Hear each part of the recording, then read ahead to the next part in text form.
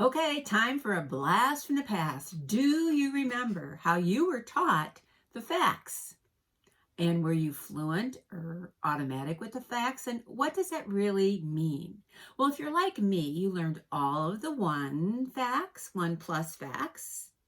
And then once you were kind of mastered on that, you understood that, you went to all of the two facts. And after you practice that, not by counting anything, just by using the symbols and memorizing, then your teacher would give you something that would look like this. All of the two facts and say, okay, kids, you can turn it over and you have 1 minute to finish all of them. And you were in the audience, as well as your friends, going, no, not me. I hate time tests. I can't. It makes me nervous. And you were destroying young mathematicians.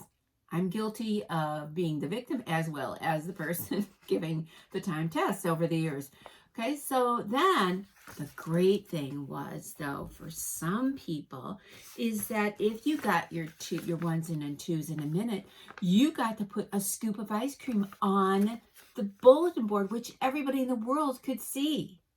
And if sometimes you didn't know your threes or your fours or your fives, and your little scoops remained like this. And then there was always somebody in the class who had them all. And Sarah didn't really care. She was proud, and she should be. But, on the other hand, how does this person feel? So soon we started doing away with that. But then we also continued practicing them with no really support, but we used the flashcards. And everybody's favorite game was Around the World, where two people might be involved. One might be sitting and just saying, oh my God, go to the next person. And the other one, who knew all the facts, the one with all the scoops, was whizzing around the room while everybody else was paying no attention. Great use of time. So, not good. Then we decided, okay, we're going to give them things to count. So if we're just doing combinations of 5, we'll give them Unifix cubes and they can count and we can see the different combinations. It didn't matter that they were different colors. I was seeing greater than or less than, but I really wasn't really getting maybe a concept or of 2 or 3. Or maybe we were reading a book and we were spending time on counting. And so we made these cute little ponds. And then we would have, like, in this case, the frogs would be on there, and 7, and then 2 hopped away. How many? They're hopping right now, hopping off, and then how many would be left? That helped some because I had some concrete, but still they were all mixed up. And then we came to the idea, like, well, wait a minute. They have some great books out there. Let's connect what we're doing to text. Grand idea. So we had like something like this, 5 little chicks, and we thought, wouldn't it be cute for 5 little chicks if, since we don't have art class, we made this little nest and spent a half an hour making a nest, and then each person got some little chicks, or maybe they made the chicks out of paper, which took another half an hour, and we would say, okay, there are 5 chicks, and 2 are in the nest. How many are out? Or as one left from the pond, a duckling would leave, we would say how many are left.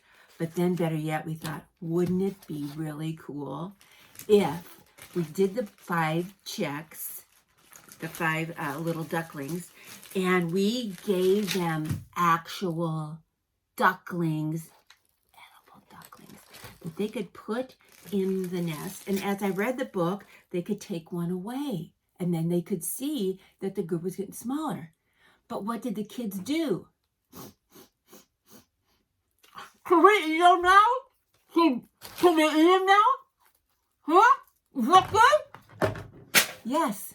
We were contributing to obesity in children, not to mention possible diabetes. And did they learn anything about numbers? Absolutely not. Well, we got a little bit better in time. And we started, there was better books made, like for instance, this one about the hens or whatever, the chicks, and there's 5 chicks and there's different combinations of chicks. So now I can combine them. But still, do I want to just eat them, stick them in a nest? No, I could use a 10 frame. And then I could put the chicks here, and I could put 2 at the bottom, 3 at the top, and I could see a structure, and I could see the number of chicks. And of course, I would love to have a visual aid because I'm all about it, and this is what teachers do. So I buy the little hen and the 5 little chicks in this beautiful little nest to kind of act it out as well. All right, so now I'm going to come up with some games, but now I have this. I have a beautiful little 10 frame or a 5 frame. And then I can go one step further to add structure to the number. And this can be the math rack 5, which I'm going to have like each bead would represent a chick. The point being, I've gone from total symbols to a structure, which will then lead to symbols, which will lead to understanding and knowing the relationships, as well as the strategies that I need to be automatic with my facts. But how am I going to do that? Stay tuned and you'll find out.